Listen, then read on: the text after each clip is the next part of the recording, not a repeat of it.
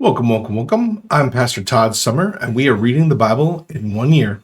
And today is the day 26, January 26. So excited for you to join me. Let's get into it. Today we have a little bit of Luke, a little bit of Genesis, and a little bit of Psalms. So, the resurrection and marriage, Luke 20:27 through 47. Some of the Sadducees, who say there is no resurrection, came to Jesus with a question. Jesus, teacher, they said, Moses wrote for us that if a man's brother dies and leaves a wife but no children, the man must marry the widow and raise up offspring for his brother. Now there were 7 brothers. The first one married a woman and died childless. The second and then the third married her. And the same way the 7 died, leaving no children. Finally, the woman died too. Now then, at the resurrection, whose wife will she be, since the 7 were married to her? Jesus replied, the people of this age marry and are given in marriage. But those who are considered worthy of taking part in the age to come and in the resurrection from the dead will neither marry nor be given in marriage. And they can no longer die, for they are like angels. They are God's children, since they are the children of the resurrection. But the account of the burning bush, even Moses showed that the dead rise, for he calls the Lord the God of Abraham and the God of Isaac and the God of Jacob. He is not the God of the dead, but of the living, for all to him are alive. Some of the teachers of the laws responded, well said, teachers, and no one dared ask him any more questions. Whose son is the Messiah? Then Jesus said to them, why is it that the Messiah is the son of David? David himself declares in the book of Psalms, the Lord said to my Lord, sit at my right hand until I make your enemies a footstool for your feet. David calls him Lord. How then can he be his son? Warning against teachers of the law. While the people were all listening, Jesus said to the disciples, beware of the teachers of the law. They like to walk around in flowing robes and love to be greeted with respect in the marketplace and have the most important seats in the synagogues and the place of honor at banquets. They devour widows' houses and for show make lengthy prayers. These men will be punished most severely. Genesis 37, Joseph's dream. Jacob lived in the land where his father had stayed, the land of Canaan. This is the account of Jacob's family line. Joseph, a young man of 17, was tending the flocks of his brothers, and the sons of Bilhah and the sons of Zilpah, his father's wives, and he brought their father a bad report about them. Now Israel loved Joseph more than any of his other sons because he had been born to him in an old age, and he made ornate ropes for him. When his brothers saw their father loved him more than any of them, they hated him and could not speak a kind word to him. Joseph had a dream, and when he told his brothers, they hated him all the more. He said to them, listen to this dream I had. We were binding sheaves of grain in the field when suddenly my sheaf rose and stood upright where your sheaves gathered around mine and bowed down to it.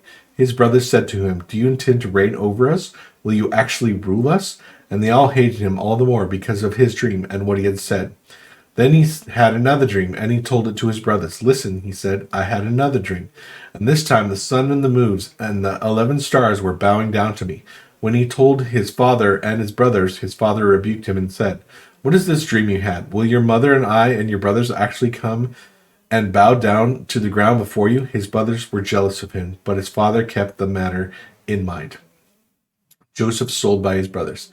Now his brothers had gone out to graze their flocks near Shechem. And Israel said to Joseph, as you know, your brothers are grazing the flocks near Shechem. Come, I'm going to send you to them.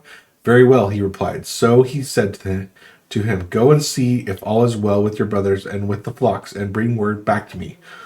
Then he sent him off from the valley of Hebron. When Joseph arrived at Shechem, a man found wandering around the fields and asked him, what are you looking for? He replied, I'm looking for my brothers. Can you tell me where they are grazing their flocks? They have moved on from here, the man answered. I heard them say, let's go to Dothan. So Joseph went after his brothers and found them near Dothan. But when they saw him in a distance, and before he reached him, they plotted to kill him.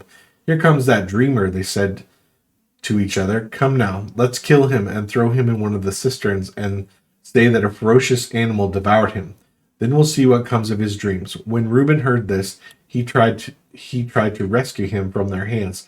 "Let's not take his life," he said. "Don't shed any blood. Throw him into the cistern here in the wilderness, but don't lay a hand on him." Reuben said this to rescue him from them and take him back to his father. So when Joseph came to his brothers, they stripped him of his robe, the ornate robe he was wearing, and they took him and threw him into the cistern. The cistern was empty; there was no water in it, and they sat down to eat their meal. They looked up and saw a caravan of Ishmaelites coming from Gilead. Their camels were loaded with spice, balm, and myrrh, and they were on their way to take them down to Egypt.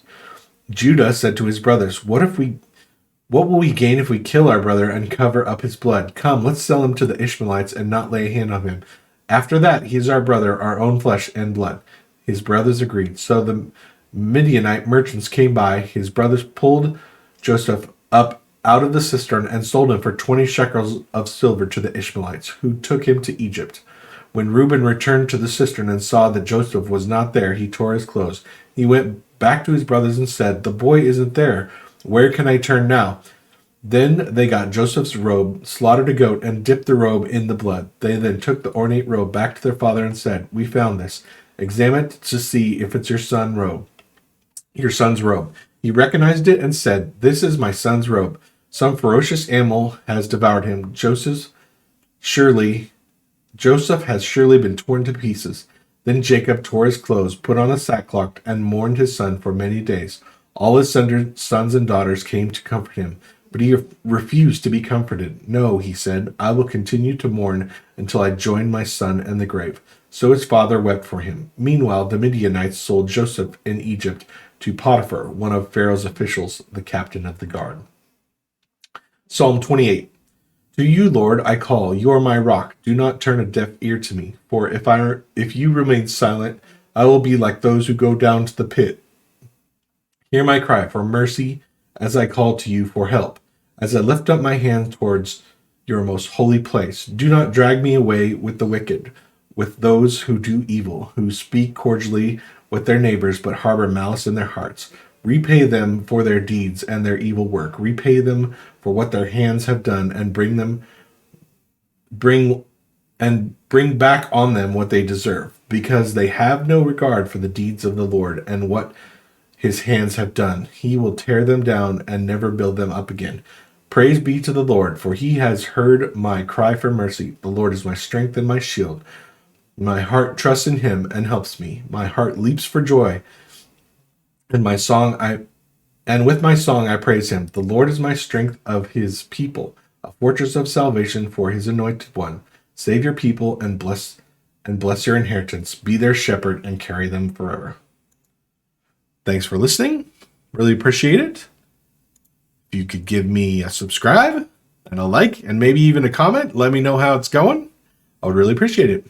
And then you can get notified when I do another one tomorrow. Have a great night. God bless.